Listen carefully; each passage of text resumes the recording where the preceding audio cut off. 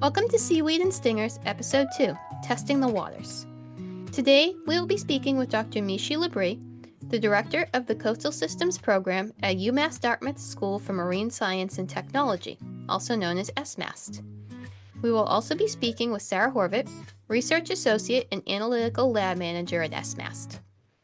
SMAST has been responsible for the nutrient-based water quality testing of freshwater bodies and marine embayments in southeastern Massachusetts for several decades, including Popponesset and Wacoit Bays. We hope you enjoy learning more about their work and why it is important to Cape Cod's communities.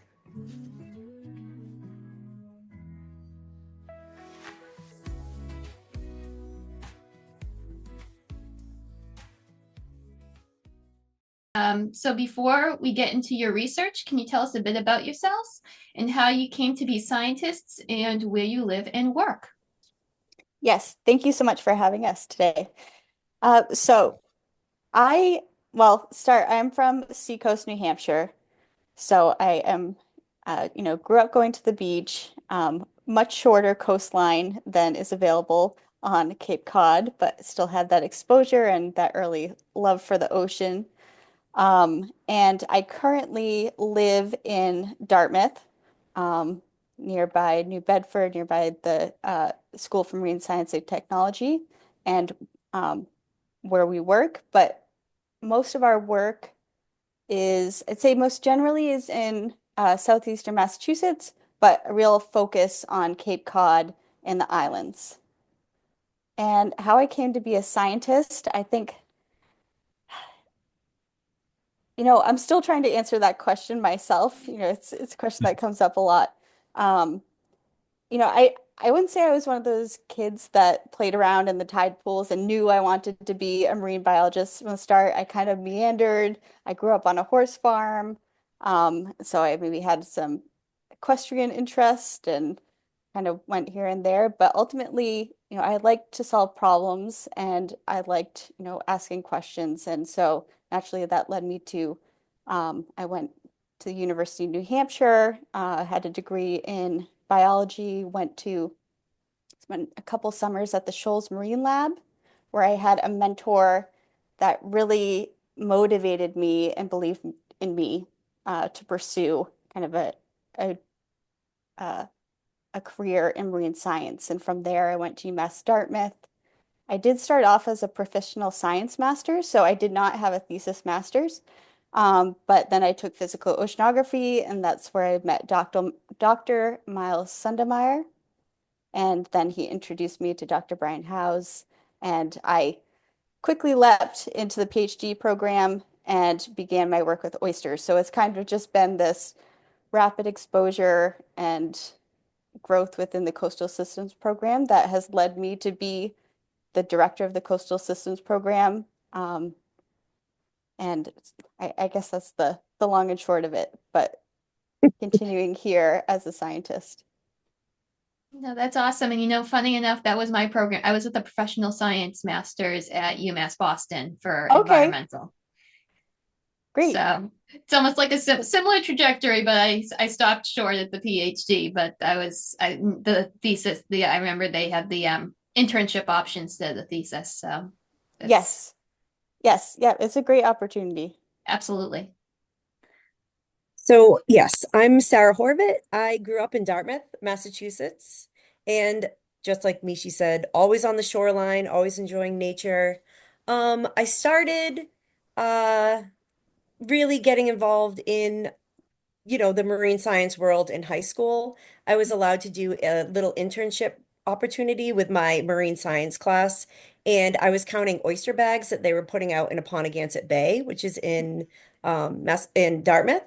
And then I went to Providence College and I was undeclared and I became an environmental studies major. And it was a BA, but I really made sure that I took all the science classes that I could.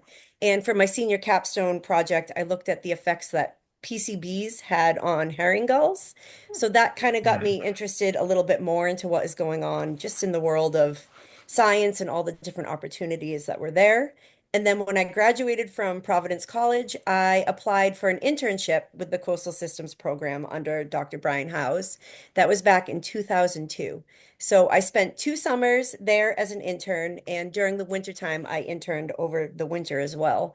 And I was sort of in the right place at the right time. And my current supervisor, that was the lab manager, took another job and decided to go into teaching. And I was quickly hired as an emergency hire into the coastal systems program as a tech.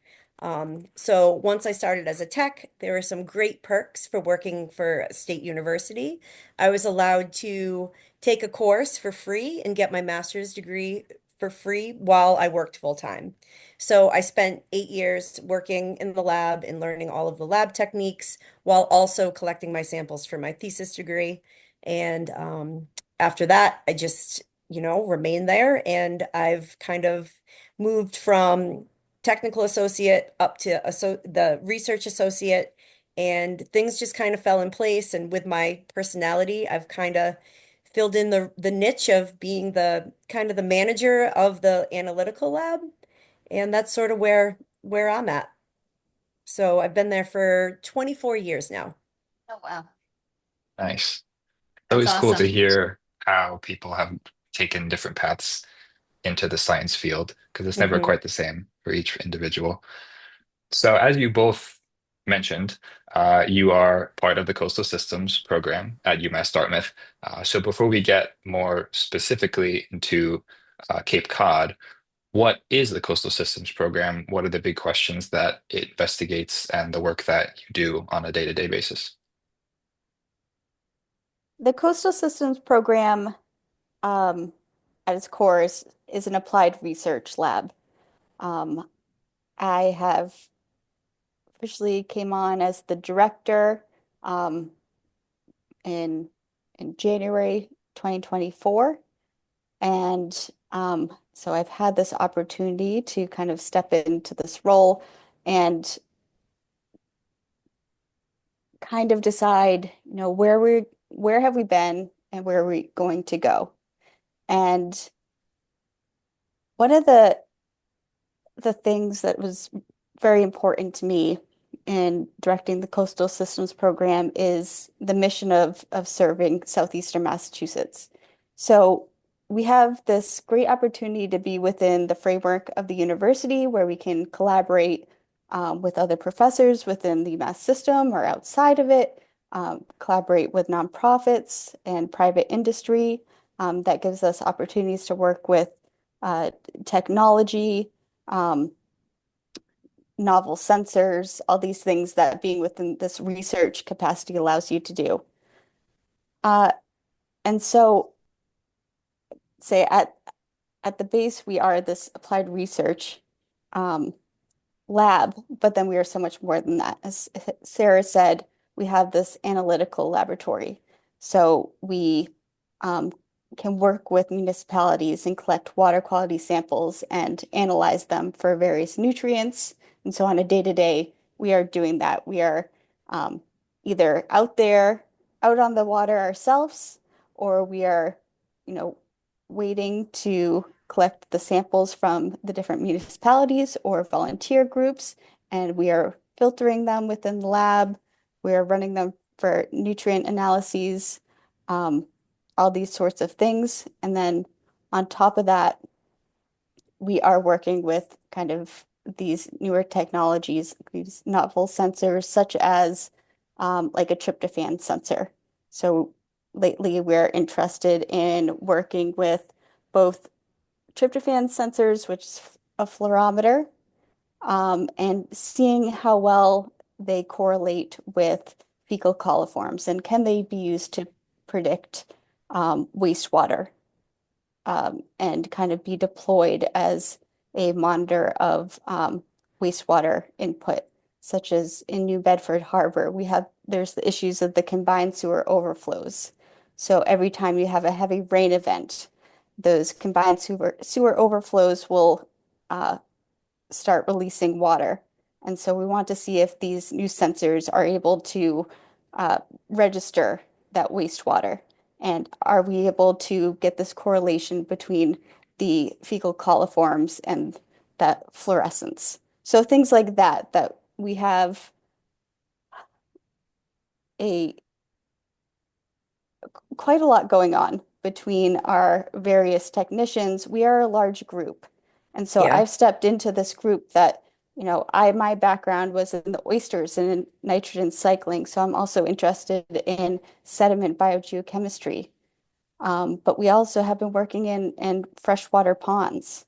So I think at the base we are, we wanting to serve Southeastern Massachusetts, wanting to make sure that we are providing services such as water quality management, providing the robust data to make management decisions, and then also ensuring that we have the state-of-the-art technology to provide that robust data and making sure that technology works the way we expect it to. So I think, exactly. yeah, Sarah. And to add on to all of that, on top of all of that, we also have a lot of outreach. We have, multiple volunteer-based water quality programs all throughout the Cape and the islands. And all of these volunteers are trained in a very specific way so we can use the data that we're collecting from each individual system to be able to compare system to system for different water quality parameters. And same thing in the ponds and the lakes. So we'll have a client or a town reach out to us and say, hey, we're really interested in studying this aspect of water quality. Are you able to provide this service? And then we will come up with, a plan and a scope of work for them.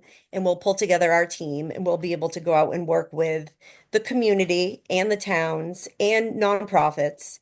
And we all kind of work together to collaborate to get this high-end data that we're able to put out. And even though we're part of a university, a lot of this data isn't just for academic research, which is important, but it's also going into management situations. So the data that we're collecting is being, analyzed and then goes through a rigorous QA, QC process. And then it's going to the towns so the towns can actually use this information to make decisions about how to move forward to help clean up the waters or ponds or estuaries that we're studying.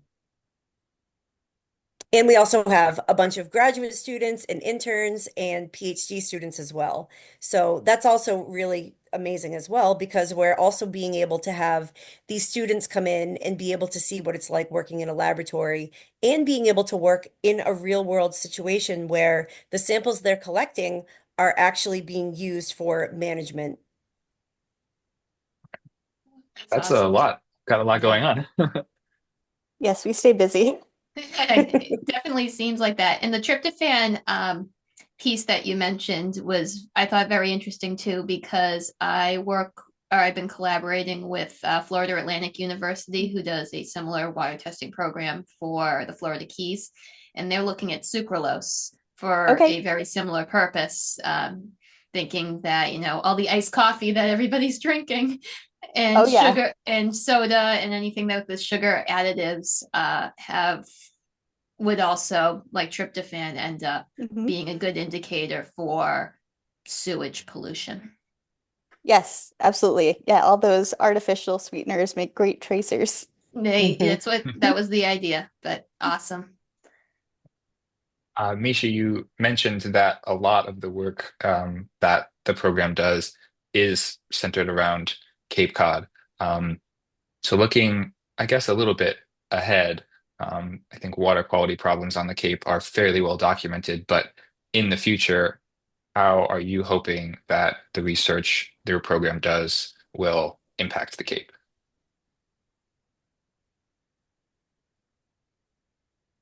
I think, one of the great things about the Coastal Systems program is its longevity. And so the Coastal Systems program was, Brian, uh, Dale Toner, um, they were the first to set up this Falmouth pond watchers. So, and this volunteer, the citizen science-based water quality monitoring group. So that was back in 87, I believe. And so we have this long-term data set that has just expanded and we start to incorporate these other towns. And from those towns, at least a 3-year water quality baseline started the Massachusetts Estuaries Project, which the Coastal Systems Program, Brian is the technical, Dr. House is the technical director, um, worked with the municipalities and Mass DEP to come up with these nitrogen total maximum daily loads for over 70 estuaries.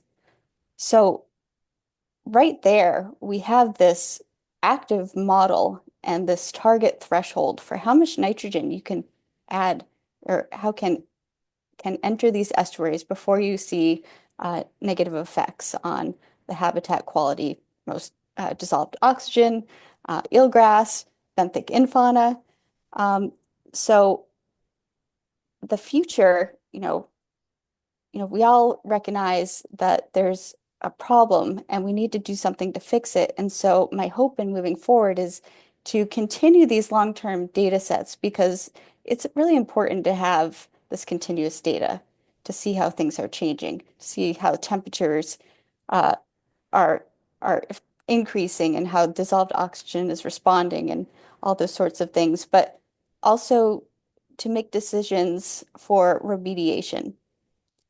And that is where I hope the Coastal Systems Program can continue working with and helping Cape Cod communities is with providing the information to quantify the effects, positive, negative, whatever, of these remediation effects, whether it's oyster aquaculture or permeable reactive barrier or sewering, whatever, is decided is the best option.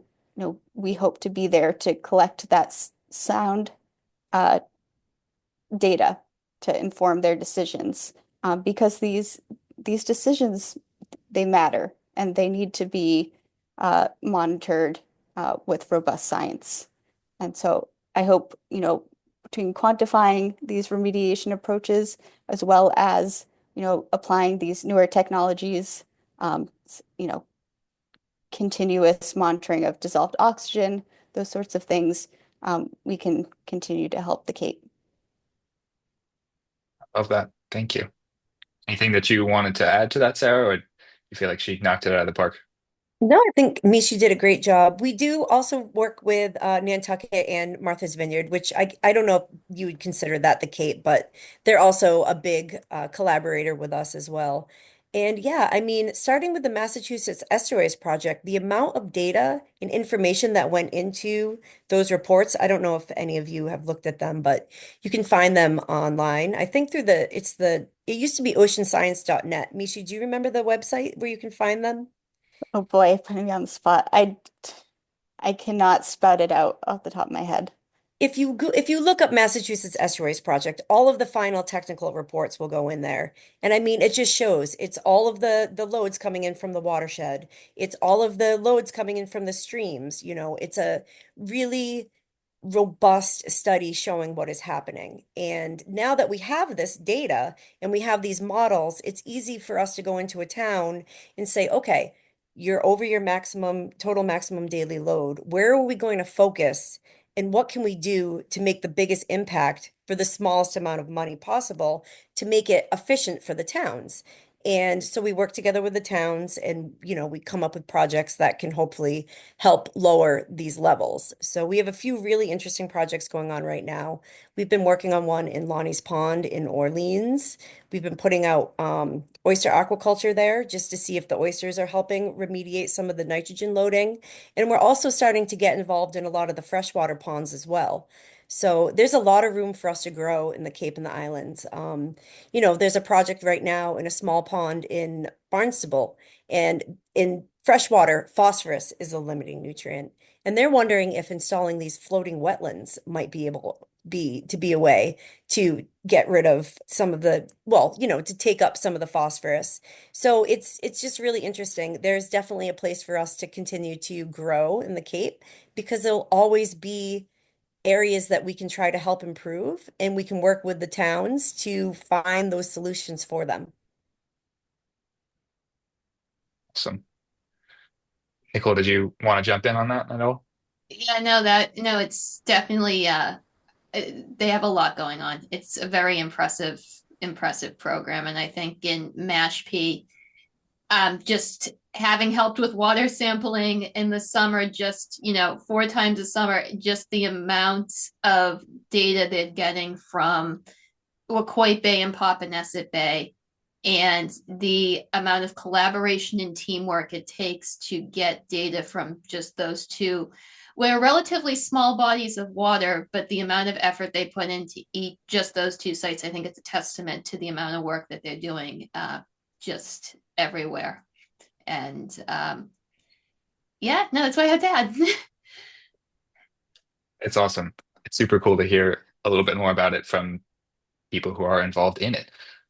You actually already have touched a lot on something else that we wanted to ask, which was the process by which science in the lab or in the field actually becomes tangible impact. And you've both mentioned collaborating and working with towns and providing that information.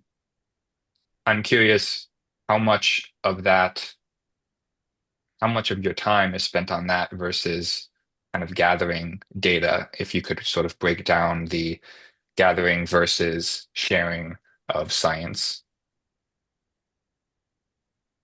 Hmm.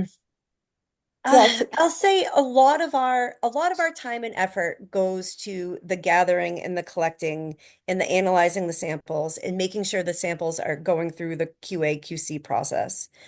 We do come up with these really complex spreadsheets that go to the towns.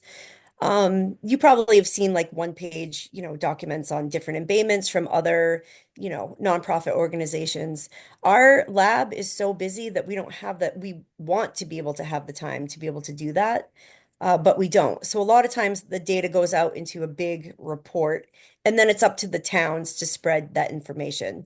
But that being said, my favorite part of this job is doing the outreach. So I was just at the Cape Cod Natural History Conference, and I had a poster there talking about, the importance of research and citizen science and how all of that comes together, to make our research and all of this data possible.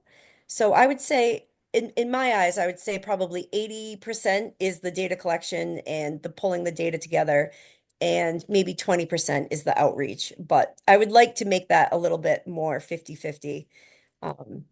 Maybe we could hire someone who's looking into someone like you, Alex, that is, the outreach person or, interested in doing newsletter writing and things like that. But our expertise is mostly on the science and the research base. What do you think, Mishi? Yeah, I think it's um, maybe not necessarily per person a division, but different people within our lab. Some people, are not present within the lab all the time, and they may be taking the data once we put it into the spreadsheet form and doing kind of that post-processing analysis and writing it up into the summary and recommendations. And said it's also been a bit of a transition time. So I just began as a tenure track professor just in September. So I've started, I had, Congrats. thank you. So I'd taken a few of the graduate students that we had within the Coastal Systems program and kind of seeing them through with research and work that they had started with Dr. Brian Howes. So I probably spend a little bit more of my time in the kind of that thesis development, dissertation writing, working on that post data processing, and will continue in the future. We have new graduate students starting in June and September, so probably would say more 50% of my time, as well as teaching, um, is, spent kind of on that, not data collection, but kind of proposal writing, uh, brainstorming for these new dissertation ideas, and then putting together these research products. I do have one more thing to add though. When we are out in the field, the number of people that are just walking their dogs or along the beach that come up that say, "Hey, what are you doing? This seems so interesting." We sit and we talk and we make sure that we help, the community members that we see get involved, and also through our citizen monitoring program. I mean, that's another thing that I love. The Falmouth Pond Watchers, in Mashpee too. We have a lot of different volunteers, and a lot of times we'll have staff from the Coastal Systems program out on those boats with just, citizens from that area. And it's a perfect time. You're collecting samples and, they're asking questions. And so that's another way that we do a lot of outreach through our citizen monitoring programs as well. That's super cool. I know that Nicole herself has done a lot of work with the citizen science front. So it's cool to hear that it's happening in other places too.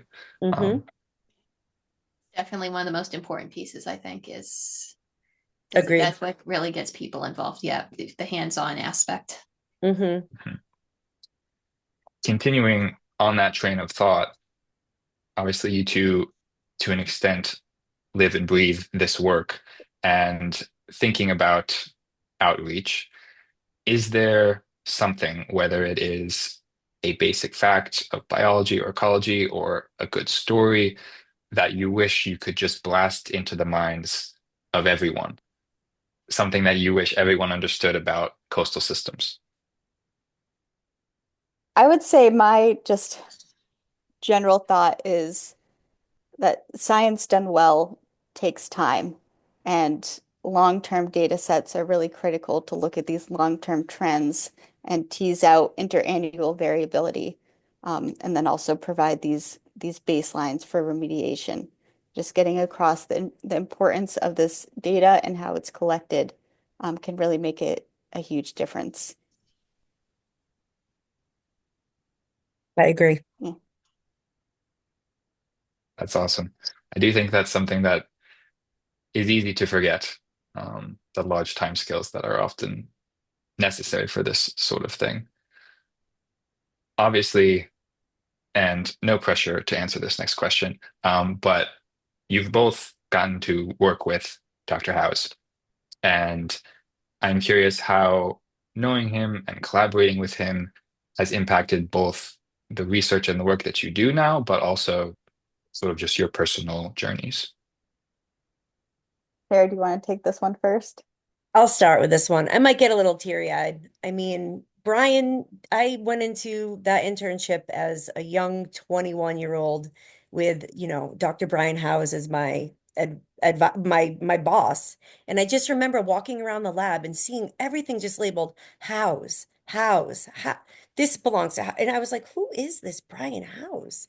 He was almost like the Wizard of Oz, the man behind the curtain. And I never understood why he wasn't in the lab every day.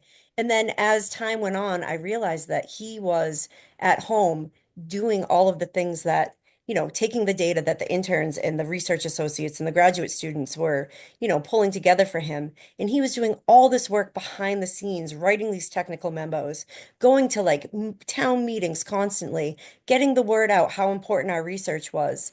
And then, as time went on and I began to get to know Brian better, and as he became my thesis advisor, he was a mentor. And, working for the Coastal Systems program, honest to God, it's like having a second family.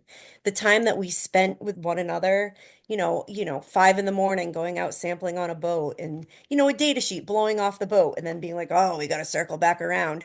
Just little moments like that on top of just out sampling and being able to pick his brain because, he was doing this for 50 years. 40, 50 years, and being able to be part of that and learn from him, I just feel so honored that I was able to be part of that and to be able to spend, tw almost 20 years of my career being able to be taught by him. And what I hope for in the future is that I can take all the lessons that Brian and Dale, who also passed recently, if I can take all the lessons that they have, passed down to me and continue that legacy, I think that that would just be a beautiful thing. And that's my goal as I continue to work for the Coastal Systems program. And there's not a minute or a second or a day that I don't think about either one of them. And I know that this won't be aired with a picture in the background, but behind me in my It's Sippowisset Marsh, which was, one of Brian's favorite and Dale's favorite places where a lot of research started happening in the early 1960s. And I just am so grateful that I had an opportunity to be able to walk on that same marsh that both of them did as well. Awesome. Thank you. That was beautiful, honestly. Yeah. Thank you, Sarah. It's tough to add much more to that except to echo it and say I wouldn't be in this position without Brian, of course. And um, I think similarly with Sippowisset Marsh, it's a place I go to in my head, trying to calm or take a deep breath. I always imagine Sippowisset Marsh, which I feel grateful to have had the opportunity for all the work that we've done out there. And, just to add, Brian, aside from the coastal systems program, once I graduated I got my PhD, we also started up this new lab within SMAST, the biodegradability lab. And so I worked with him closely on that as well. And he just always gave me the opportunity. Well, first, he'd always answer the phone, even if he was in a meeting, he'd be quick, hey, what's up? I'm in a meeting.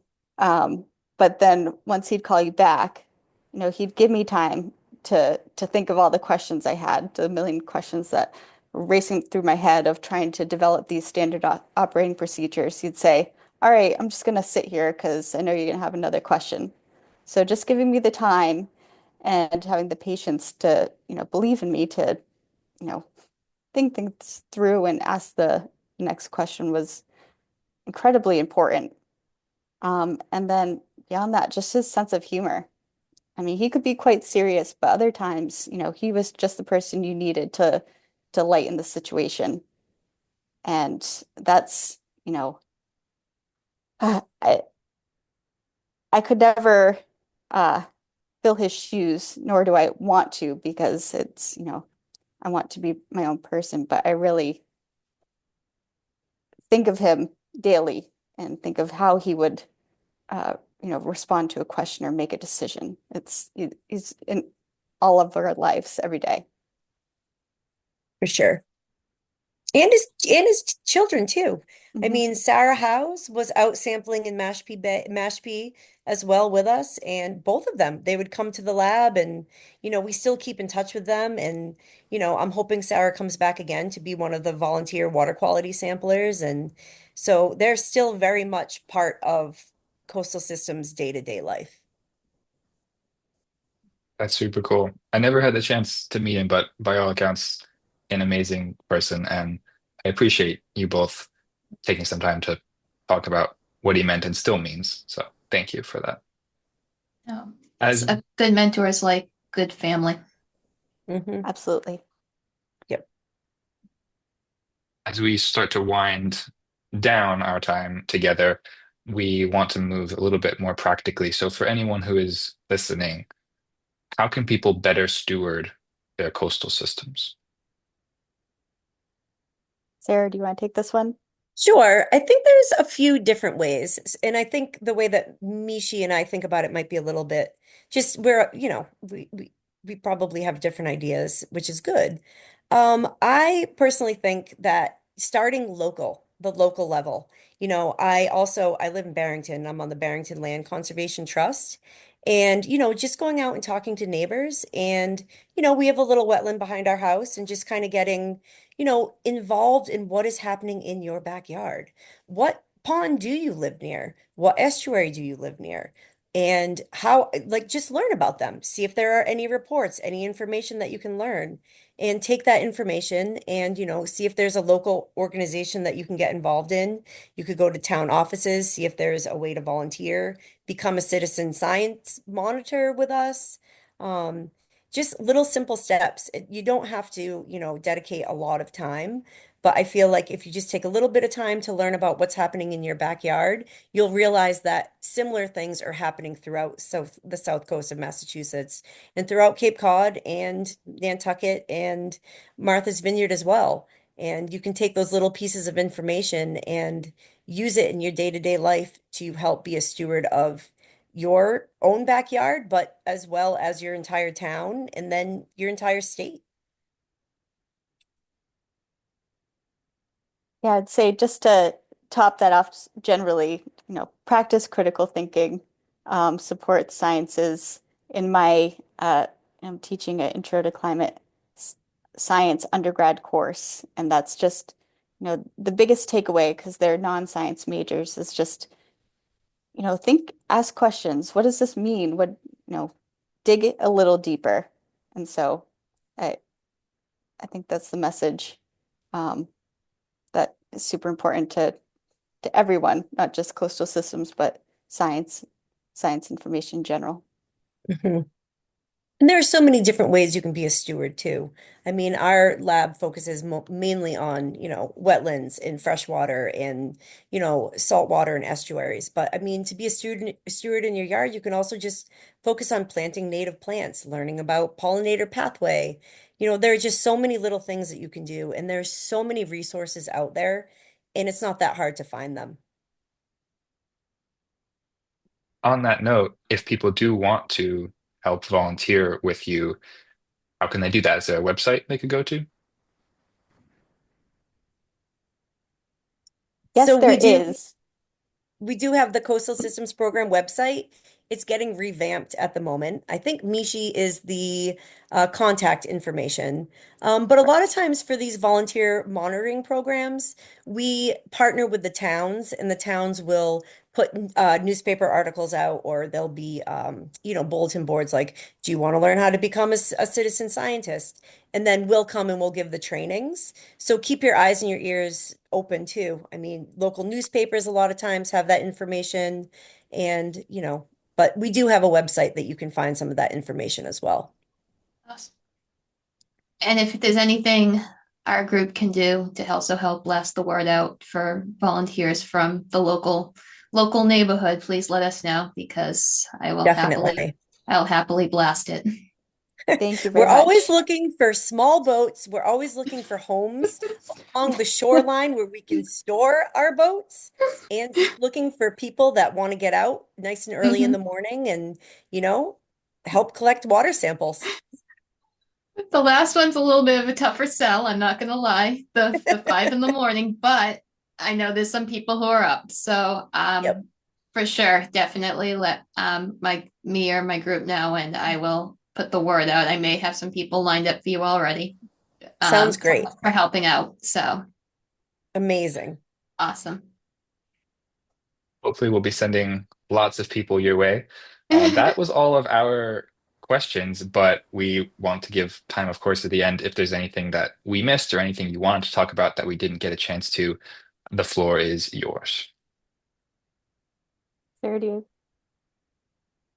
I don't really have too much. I guess for any younger person that is in high school or starting their college career that's looking into marine science, just know that there are internships opportunities with the Coastal Systems program. And it's a really cool opportunity. I mean, that's how I got my foot in the door. And you're learning a lot of lab work stuff, but you're also learning a lot of, you know, different ways to collect samples out in the field. You get boat experience. And, you're not just working on one project, you're working in salt marshes, you're working in fresh water, you're working doing chemical assays. So it's a great way for the younger generation to sort of get their foot in the door and see what aspects of science they may or may not like. And it helps us because we're always looking for people that are enthusiastic and want to start learning about, where they want to go in the future for their careers. And it's helpful for them because they're getting all of this exposure. And then we also need the help in the lab too, because we couldn't do it without, interns and volunteers and citizen scientists. We're all working together for the same common goal. Makes sense. Thank you.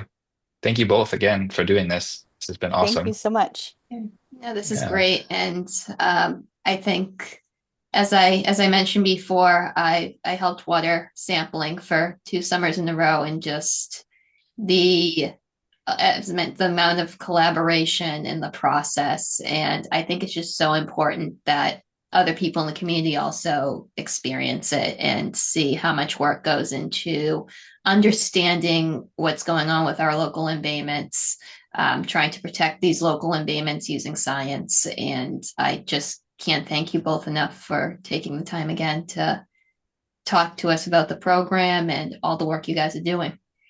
Yeah, this was great. I really enjoyed it. Yeah, me too. Thanks. First time for everything, and this was great. So thank you so much for inviting us. Thank you for listening. If you would like to read the Massachusetts Estuaries Project reports, please visit the Massachusetts Estuaries Projects page on mass.gov's Department of Environmental Protection website.